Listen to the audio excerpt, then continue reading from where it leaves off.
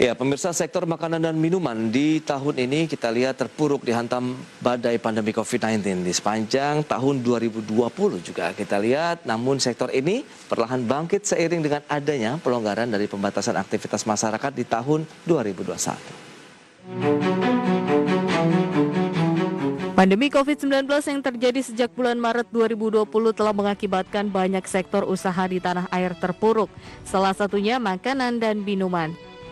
Bahkan Indonesia harus merasakan terjun ke dalam jurang resesi ekonomi karena mengalami pertumbuhan negatif dalam 2 kuartal berturut-turut. Padahal sektor ini biasanya cukup kebal terhadap krisis ekonomi. Data statistik Bank Indonesia mencatat pada akhir tahun 2020 pertumbuhan sektor makanan dan minuman atau MAMIN cenderung stagnan sebesar 1,6% secara tahunan. Level ini jauh lebih kecil dibandingkan dengan tahun 2019 yang mencapai 7,8%. Lesunya permintaan masyarakat juga terlihat dari indikator indeks harga konsumen yang cenderung mengalami deflasi sepanjang tahun 2020. Namun seiring dengan adanya pelonggaran terhadap pembatasan sosial berskala besar serta ditopang oleh berbagai stimulus pemerintah Indonesia di tahun 2021, tren konsumsi masyarakat mulai menggeliat. Industri MAMIN pun tumbuh 2,4% secara tahunan di kuartal pertama dan 2,9% di semester 1 tahun 2021. Sementara itu, peningkatan pertumbuhan industri MAMIN juga berbanding lurus dengan performa perusahaan.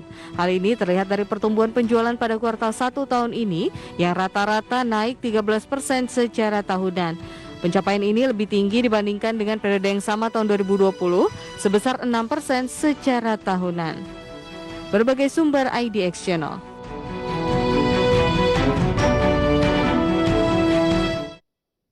Baik, pemirsa, untuk membahas tema kita kali ini sudah tersambung kembali melalui line Zoom bersama dengan Ibu Niken Indiarsi. Beliau adalah Head of Corporate Ratings dari PT Pevindo. Ya, halo, selamat pagi Ibu Niken. Selamat pagi, Pak. Baik, terima kasih atas waktunya. Ini bicara mengenai sektor makanan dan minuman ya. Kita tahu memang badai pandemi COVID-19 hampir meluluh lantakan semua sektor usaha di tanah air. Tapi kalau kita bicara mengenai industri makanan dan minuman ini kan biasanya kebal ya terhadap krisis ekonomi kalau kita cermati dengan beberapa kejadian di tahun-tahun sebelumnya. Lantas bagaimana nih kondisi untuk industri makanan dan minuman saat ini, Ibu? Ya Pak, memang kalau kami lihat industri makanan dan minuman ini memang juga terkena dampak dari pandemi ya Pak. Walaupun mungkin dari sisi kadarnya kami lihat kategorinya rendah gitu Pak ya, mungkin dibandingkan dengan sektor-sektor lain yang terkait mobilitas penduduk gitu Pak. Oke. Jadi memang kalau kita lihat dari perkembangannya pada tahun 2020 dan 2021 ini industri ini masih mengalami pertumbuhan, walaupun mungkin lebih rendah ya dibandingkan pertumbuhan pada tahun sebelum adanya pandemi. Dan juga secara konsisten kalau kita lihat pertumbuhan industrinya pun juga masih lebih tinggi dibandingkan dengan pertumbuhan ekonomi Indonesia. Seperti mungkin pada tahun 2020 lalu pertumbuhan ekonomi Indonesia mengalami kontraksi, sementara untuk sektor industri makanan dan minuman ini masih mengalami pertumbuhan walaupun rendah ya, yaitu sebesar 1,6% dibandingkan mungkin dengan di atas 7% ya pada tahun 2019 dan sebelumnya. Pada tahun 2021 ini hingga semester 1 pun kami lihat masih mengalami pertumbuhan yang lebih baik dibandingkan dengan tahun 2020 ya, yaitu sekitar hampir 3% ya, atau sekitar 2,9%. Berarti ada perbaikan di tahun 2021 nih kalau kita bandingkan dengan tahun 2020 pada saat pandemi merebak di tanah air, Bu? Ya, kalau kami lihat demikian Pak, mungkin kita lihat juga dari sisi masyarakat juga sudah melakukan seperti adaptasi gitu Pak ya.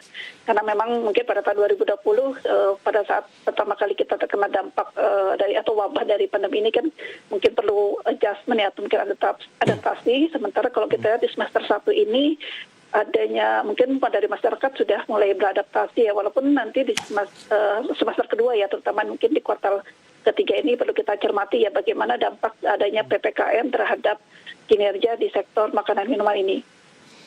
Baik, lantas kalau kita bicara mengenai pembatasan kegiatan masyarakat begitu yang diberlakukan oleh pemerintah baik PSBB maupun PPKM, bagaimana dampaknya terhadap MAMIN sendiri? Ya mungkin dengan adanya pembatasan kegiatan masyarakat ya, mungkin dari sisi distribusi, terutama mungkin kalau terkait sektor atau mungkin outlet yang offline gitu Pak ya. Yeah. Mungkin dari sisi retail ada pembatasan jam operasional, kemudian juga dari sisi kantin ya sekolah itu kan juga mungkin masih adanya sekolah yang dilakukan melalui daring sehingga mungkin kantin sekolah juga masih agak atau tutup gitu Pak ya. Nah itu mungkin bisa membatasi distribusi dari produk-produk industri minuman ini. Walaupun mungkin dari manajemen juga berusaha melakukan mungkin inovasi ya dengan cara melakukan distribusi melalui online yang diharapkan mungkin bisa tetap menjaga pertumbuhan dari sektor makanan minuman ini. Baik, berarti memang dampaknya juga ikut dirasakan ya kalau bicara mengenai industri makanan minuman yang biasanya masih bisa dikatakan bertahan di tengah kondisi krisis yang dialami oleh Indonesia. Tapi bagaimana dengan tahun ini kalau kita bicara mengenai pasca diberlakukannya pelonggaran, adanya PPKM begitu kan sekarang masuk di level 3. Apakah ini menjadi booster lagi tentunya bagi sektor makanan dan minuman, Bu? Ya, kami harapkan juga demikian gitu Pak ya, karena momentum di semester 1 itu yang lebih baik kondisinya dibandingkan dengan tahun 2020 diharapkan bisa terjaga pada kuartal selanjutnya Pak ya. Mungkin di bulan Juli, Agustus yang agak PPKM level 4 mungkin bisa terdampak, tapi kami harapkan dengan turunnya PPKM ke level 3 ini dan mudah-mudahan juga berlanjut di kuartal selanjutnya diharapkan bisa menjaga momentum atau pertumbuhan ini tetap terjaga ya di sektor makanan minuman ini. Ya, bicara mengenai pertumbuhannya sendiri, mungkin kalau kita lihat dari sisi persentase, berapa persen sih kalau dibandingkan misalnya tahun 2020 seberapa jauh penurunannya, kemudian bagaimana dengan tahun 2021 yang Anda sebutkan memang tadi ada sedikit perbaikan dari sisi pertumbuhannya? Dari sisi pertumbuhan memang kalau tadi telah disampaikan sebelumnya, kalau tahun 2020 memang pertumbuhannya 1,6 Pak ya. Oke. Sementara pertumbuhan ekonomi tadi terkontraksi di Indonesia. Tapi kalau di semester 1 ini hingga semester 1 datanya pertumbuhan ekonomi, pertumbuhan industri makanan minuman ini tumbuh sekitar 2,9% Pak. Karena kalau kita lihat juga dari sisi sektor pengolahan kontribusi dari makanan minuman ini juga yang merupakan terbesar ya untuk memigas gitu Pak, sekitar 38% Pak. Baik, tapi kalau kita lihat dampak COVID-19 dari sisi penjualan untuk sektor makanan dan minuman ini seberapa jauh begitu pengaruhnya? Kalau kita lihat mungkin emiten yang ada di bursa gitu Pak ya, dalam portofolio kami sih memang masih mengalami pertumbuhan di tahun 2020 dan 2021 dan juga dari sisi pasar pun juga ada peluang ke ekspor juga gitu Pak. Itu jadi hanya lokal walaupun mungkin dari sisi penjualan lokal masih mendominasi. Karena juga dengan penduduk Indonesia yang besar gitu Pak ya, tapi juga dari sisi peluang pasar pun untuk ekspor juga masih terbuka kemungkinannya Pak, walaupun mungkin ada beberapa kendala seperti terkait logistik gitu Pak ya, karena memang pada tahun 2020 lalu mungkin dengan adanya lockdown atau restriction di beberapa negara tujuan ekspor itu bisa menjadi kendala untuk pengiriman untuk ke pasar ekspor tadi Pak. Tapi kalau kita bicara mengenai kinerja ekspor, begitu dengan adanya pandemi kan tidak terjadi hanya di Indonesia ini, Ibu Niken. Apakah itu tidak terlalu memberikan dampak yang signifikan atau kondisinya justru kita akhirnya mengandalkan kepada kebutuhan di dalam negeri saja? Kalau kami lihat masih terbuka ya Pak, kemungkinan baik tadi dari sisi lokal maupun ekspor, dari sisi lokal juga dari sisi insentif yang diberikan pemerintah gitu ya, dengan adanya mungkin izin operasional mungkin saja IOM gitu Pak ya. Jadi masih bisa diberikan izin operasional bagi perusahaan-perusahaan sektor makanan minuman itu terus beroperasi dengan tentunya dengan protokol kesehatan yang tepat. Nah, itu juga tentunya pasti bisa melakukan produksi gitu ya. Kemudian juga dari sisi mungkin yang perlu dicermati dari sisi pasar lokal ini daya beli masyarakat yang mungkin masih agak lemah gitu ya, atau mungkin belum kembali ke level sebelum adanya pandemi. Tapi dengan adanya bantuan langsung dari pemerintah itu diharapkan juga bisa mendorong pertumbuhan di sektor makanan minuman ini. Baik, sejauh mana ini bisa memberikan suatu akhirnya warning tentunya bagi pelaku usaha yang bergerak di industri makanan minuman. Kita akan bahas lebih jauh di segmen berikutnya, Ibu Niken. Kita akan jeda dulu sebentar dan pemirsa kami akan segera kembali sesaat lagi.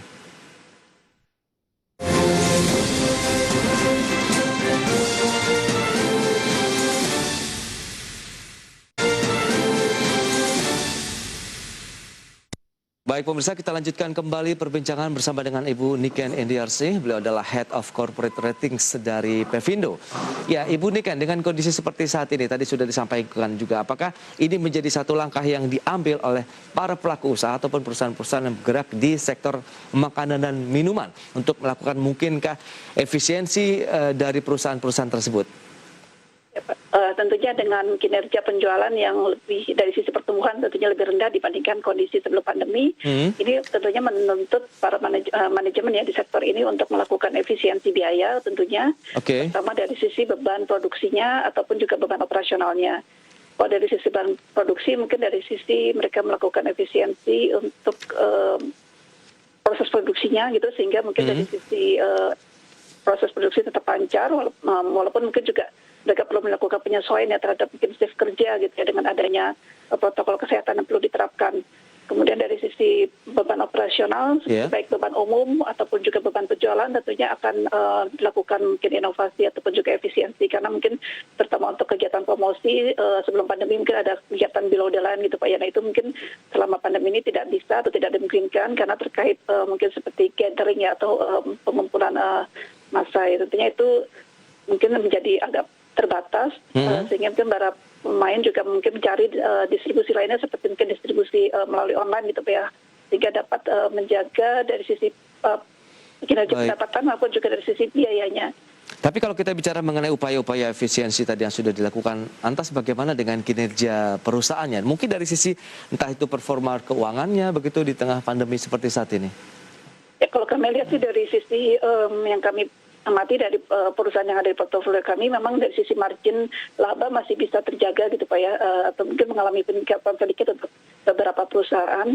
Tentunya ini sudah mungkin hasil dari efisiensi yang dilakukan selama 1 tahun terakhir ya, karena pandemi juga telah ada selama sekitar 1,5 tahun, dan tentunya dari sisi manajemen juga melakukan inovasi ataupun juga kegiatan lainnya, terutama kegiatan efisiensi untuk mempertahankan margin mereka.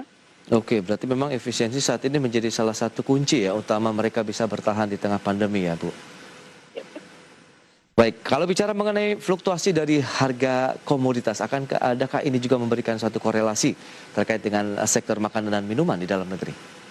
Ya, tentunya kalau dari sisi harga komoditas ini tentu di luar kendali dari para pemain gitu Pak ya, karena memang komoditas terutama terkait komoditas global komoditas, kalau sisi global komoditas itu terkait global demand and supply.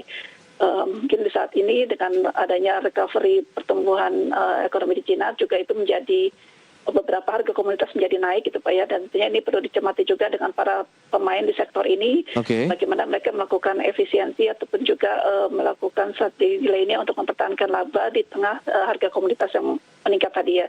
Dan mungkin juga adanya iklim yang juga dari sisi kedepannya kita tidak tahu ya mengenai iklim, ya itu bisa mempengaruhi demand supply dari komoditas dan juga mungkin mempengaruhi harga komoditas juga. Nah, bicara mengenai kondisi pandemi, berarti kan banyak juga orang yang beralih ke digitalisasi begitu, dalam artian mereka ada yang memanfaatkan marketplace atau penjualan secara online. Nah, bagaimana nih Anda melihat ini menjadi satu momentum mereka beralihkah atau melakukan diversifikasi dari penjualan secara real begitu dengan membuka gerai-gerai akhirnya masuk ke dalam penjualan secara online?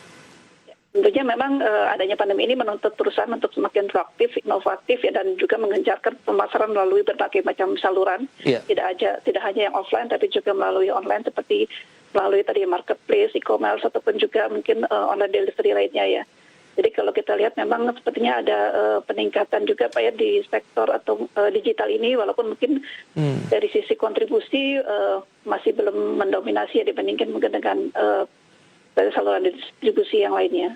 Oke, tapi bagaimana dengan akhirnya tingkat persaingan usaha nih dari pelaku-pelaku usaha yang berada di sektor makanan dan minuman? Apakah akan semakin ketat justru atau mereka berkolaborasi? Ya, dan dengan adanya pandemi ini yang mungkin menurunkan atau melemahkan daya beli masyarakat, tentunya persaingan akan menjadi semakin ketat gitu Pak ya, karena memang di sektor ini masih banyak pemain baik mungkin domestik ataupun multinasional yang mungkin dari sisi produknya pun juga hampir mirip atau serupa, tapi mungkin juga target pasarnya berbeda sehingga dari sisi harganya juga mungkin berbeda, sehingga dengan demikian juga ya penting ya bagi perusahaan di sektor ini untuk cepat beradaptasi ataupun juga menangkap peluang bisnis yang ada di masyarakat ya. Tentunya mungkin melalui diversifikasi produk atau mungkin penetrasi pasar baru dan atau mungkin aktivitas pemasaran yang lebih efektif ya untuk mendukung atau istilahnya menjaga pertumbuhan penjualan mereka. Nah, bicara mengenai penjualan, berarti kan ini ada hubungan yang cukup erat dengan konsumen. Ada peluang tidak sih mereka mungkin menyesuaikan harganya di tengah pandemi? Apakah menaikkan itu ada peluang ke sana atau justru sebaiknya ditahan saja untuk harga penjualannya saat ini? Tentunya ini kembali lagi ke para pemain ya Pak ya. Mungkin kalau misalkan melihat harga komoditas yang terus meningkat, ya itu mungkin bisa mendorong Kalau perusahaan istilahnya menyesuaikan harga jual mereka. Tapi mungkin di satu sisi mereka perlu memperhatikan tadi ya kompetisi ataupun juga daya beli dari masyarakat, sehingga mungkin tidak serta-merta bisa tersansasi ke peningkatan harga jual, atau mungkin mereka juga melakukan modifikasi dari sisi produk mereka, sehingga mungkin dari sisi kenaikan harga atau biaya pun juga bisa dimitigasi. Nah, bicara mengenai dari sisi penilaian yang dilakukan oleh Pevindo begitu, adakah kriteria khusus yang dinilai untuk perusahaan-perusahaan yang berbasis dari sektor makanan dan minuman? Ya, dalam melakukan pemeringkatan di sektor makanan minuman ini, kami melakukan analisis baik dari sisi sektor industrinya, kemudian bisnisnya dan finansialnya. Pada dari sisi bisnisnya ini yang kami tekankan adalah tentunya dari sisi posisi pasar perusahaan, kemudian juga diversifikasi usahanya atau produknya seperti apa, dan terutama juga pengadaan bahan baku, pemasaran dan distribusinya, kemudian juga dari manajemen operasinya. Nah, bicara mengenai kualitas kredit dari perusahaan-perusahaan tersebut bagaimana? Sampai saat ini sih dari sisi peringkat masih terjaga ya Pak ya, untuk sektor ini. Kami masih mempertahankan peringkat. Ada beberapa perusahaan yang kami peringkat ya Pak, yaitu ada PT Indofood Sukses Makmur Tbk, kemudian juga Mayora Indah Tbk, ada Siantar Top, Utrajaya Milk and Trading Company, dan juga FKS Food Sejahtera. Tapi tetap Anda melihat optimisme untuk perusahaan-perusahaan yang berbasis makanan dan minuman di tengah pandemi ke depan akan lebih baik lagi ya Bu?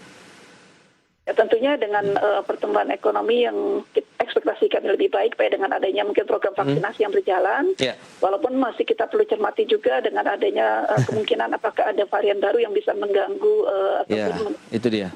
Istilahnya dari sisi kegiatan mobilitas masyarakat yang menjadi terganggu, yaitu perlu kami cermati lagi ke depannya. Cuma kami harapkan dengan dari sisi kita lihat 1,5 tahun terakhir ini kinerja dari perusahaan-perusahaan yang ada di sektor ini masih tetap terjaga, dan itu diharapkan juga bisa terjaga juga Pak ya ke depannya, atau bahkan mungkin lebih baik seiring dengan pertumbuhan ekonomi di Indonesia. Baik, berarti Anda masih cukup optimis nih Pevindo tentunya untuk kondisi market di dalam negeri khususnya dari industri makanan dan minuman. Baik, Ibu Niken, ini mohon maaf waktu terbatas. Terima kasih banyak Bu atas analisis yang menarik terkait dengan industri makanan dan minuman di tengah pandemi. Tetapi masih ada peluang untuk terus bertumbuh ke depannya. Selamat melanjutkan aktivitas Anda kembali dan stay healthy, Ibu. Terima kasih. Ya.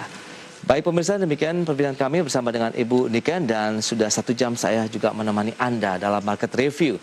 Pandemi ini bisa kita lalui dengan patuhi dan disiplin pada protokol kesehatan. Semua wajib memakai masker karena masker dapat melindungi kita dan orang-orang terdekat kita dari COVID-19.